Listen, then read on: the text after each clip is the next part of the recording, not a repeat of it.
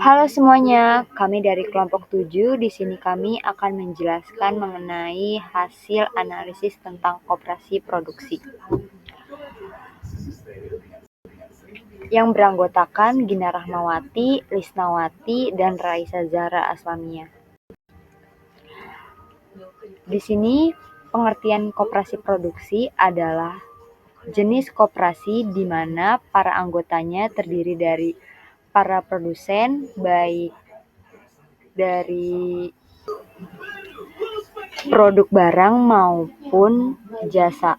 Jenis koperasi ini menyediakan bahan baku dan menjual barang-barang dari anggotanya dengan harga yang pantas.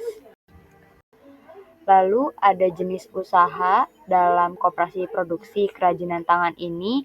Produk yang dihasilkan adalah barang jadi seperti dompet dan tote bag. Koperasi produksi kerajinan tangan ini adalah bentuk koperasi yang fokus pada produksi barang-barang kerajinan yang biasanya melibatkan anggota koperasi dalam proses pembuatan, pemasaran, dan distribusi produk. Dengan memberikan pelatihan dan keterampilan dalam produksi kerajinan tangan, membantu anggota untuk meningkatkan kemampuan dan pengetahuan mereka sehingga dapat menghasilkan produk yang berkualitas dan bermanfaat bagi anggota lainnya. Lalu ada kebutuhan dalam koperasi. Yang pertama ada modal bertujuan untuk membeli bahan baku, peralatan, dan operasional usaha. Yang kedua tenaga kerja, pengrajin yang terampil untuk menghasilkan produk berkualitas. Yang ketiga keterampilan desain produk yang menarik, teknik pembuatan yang baik, dan kemampuan pemasaran.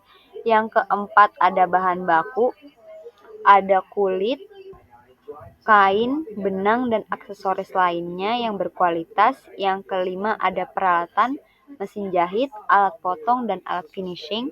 Yang terakhir ada pengetahuan tentang pasar, tren pasar, preferensi konsumen, dan kompetitor. SWOT analisis yang pertama ada strength, kekuatan. Produk kerajinan tangan biasanya memiliki desain yang unik dan kreatif. Yang membedakannya dari produk massal yaitu kerajinan tangan seringkali dibuat dengan perhatian terhadap detail dan kualitas bahan, sehingga menghasilkan produk yang lebih tahan lama. Banyak produk kerajinan tangan menggunakan bahan daur ulang atau ramah lingkungan, yang menarik konsumen yang peduli dengan keberlanjutan. Untuk koperasi atau kelompok pengrajin dapat menciptakan jaringan dukungan yang kuat untuk memfasilitasi kolaborasi dan berbagi sumber daya. Yang kedua, awareness atau kelemahan. Produksi kerajinan tangan biasanya lebih lambat dibandingkan dengan produksi massal, yang dapat membatasi kapasitas untuk memenuhi permintaan besar. Produk kerajinan tangan seringkali memiliki harga yang lebih tinggi dibandingkan produk massal, yang dapat mengurangi daya tarik bagi konsumen dengan anggaran terbatas. Yang ketiga ada opportunities atau peluang. Meningkatnya penggunaan platform e-commerce memberikan peluang untuk menjangkau konsumen yang lebih luas, dan meningkatnya minat konsumen terhadap produk handmade dan unik dapat meningkatkan permintaan untuk tas dan dompet kerajinan tangan. Yang terakhir ada threat atau ancaman. Produk massal yang lebih murah dan mudah diakses dapat mengancam penjual produk kerajinan tangan. Perubahan dalam preferensi konsumen dan tren mode dapat mempengaruhi permintaan untuk produk tertentu. Dalam situasi ekonomi yang sulit, konsumen mungkin lebih memilih produk yang lebih murah untuk mengurangi permintaan untuk produk kerajinan tangan. Keterbatasan atau fluktuasi harga bahan baku dapat mempengaruhi biaya produksi dan profitabilitas. Perubahan dalam regulasi atau kebijakan pemerintah terkait industri kerajinan tangan dapat mempengaruhi operasional usaha tersebut. Target marketing. Yang pertama, konsumen yang peduli lingkungan adalah individu yang memiliki kesadaran tinggi terhadap isu lingkungan dan lebih memilih produk yang ramah lingkungan, seperti tas dan dompet yang terbuat dari bahan daur ulang atau organik. Produk yang tidak hanya fungsional tetapi juga berkontribusi pada keberlanjutan lingkungan. Yang kedua, ada penggemar produk handmade adalah konsumen yang menghargai keunikan dan kualitas produk handmade. Mereka cenderung mencari barang-barang yang tidak diproduksi secara massal, produk yang memiliki nilai seni dan cerita di balik pembuatannya. Yang ketiga, kaum muda dan mahasiswa. Generasi muda, termasuk mahasiswa, yang mencari tas dan dompet yang stylish dan berfungsi untuk digunakan sehari-hari. Produk yang tren, terjangkau, dan dapat mencerminkan kepribadian mereka. Yang keempat, pencinta fashion. Individu yang selalu mengikuti tren fashion dan mencari aksesoris yang dapat melengkapi penampilan mereka, yaitu tas dan dompet yang fashionable, unik, dan dapat menjadi pernyataan gayanya mereka. Lalu yang kelima ada keluarga dan ibu rumah tangga. Ibu rumah tangga yang mencari tas dan dompet yang praktis dan fungsional untuk kebutuhan sehari-hari. Produk yang tahan lama, mudah dibersihkan, dan memiliki banyak ruang penyimpanannya. Yang terakhir ada wisatawan. Individu yang sering berpergian dan mencari tas yang praktis dan stylish untuk perjalanan. Tas yang ringan, tahan lama, dan memiliki banyak kompartemen untuk menyimpan barang-barang penting. Strategi diverifikasi produk adalah strategi penting bagi pengrajin kerajinan tangan, terutama dalam bidang tas dan dompet, untuk meningkatkan daya saing, menarik lebih banyak pelanggan, dan mengurangi risiko bisnis. Yang pertama ada variasi desain dan ukuran. Untuk mengembangkan berbagai desain dan ukuran tas dan dompet untuk memenuhi kebutuhan beragam konsumen, misalnya membuat tas ransel, tas jinjing, pouch, dompet kecil, dan dompet besar, untuk menarik berbagai segmen pasar dari pelajar hingga profesional.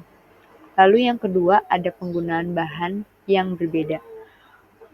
Mencoba berbagai jenis bahan seperti kulit, kain tenun, denim, atau bahan daur ulang, ini juga bisa mencakup penggunaan bahan ramah lingkungan untuk menawarkan produk yang berbeda dan menarik bagi konsumen yang peduli dengan keberlanjutan. Lalu yang ketiga ada pembuatan aksesoris pelengkap untuk mengembangkan aksesoris yang melengkapi tas dan dompet seperti gantungan kunci, pouch kecil, atau tas kosmetik untuk meningkatkan penjualan dengan menawarkan produk tambahan yang relevan.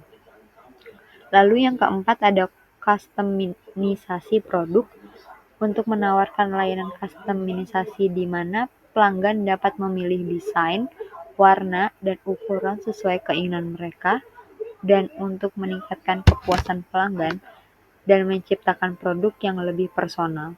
Yang kelima ada produksi barang musiman. Mengembangkan produk khusus untuk musiman tertentu seperti tas dan dompet dengan tema liburan atau produk yang sesuai dengan acara tertentu, misalnya seperti pernikahan, dan meningkatkan penjual selama periode tertentu dan menarik perhatian konsumen yang mencari produk unik.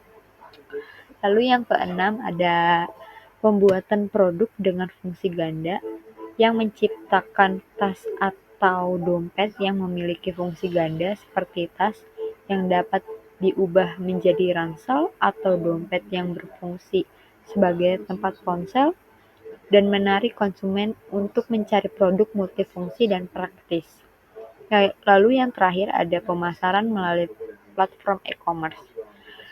Memperluas jangkauan produk dengan menjual melalui platform e-commerce dan media sosial, serta membuat website sendiri untuk meningkatkan visibilitas produk dan memudahkan akses bagi konsumen di berbagai lokasi tersebut.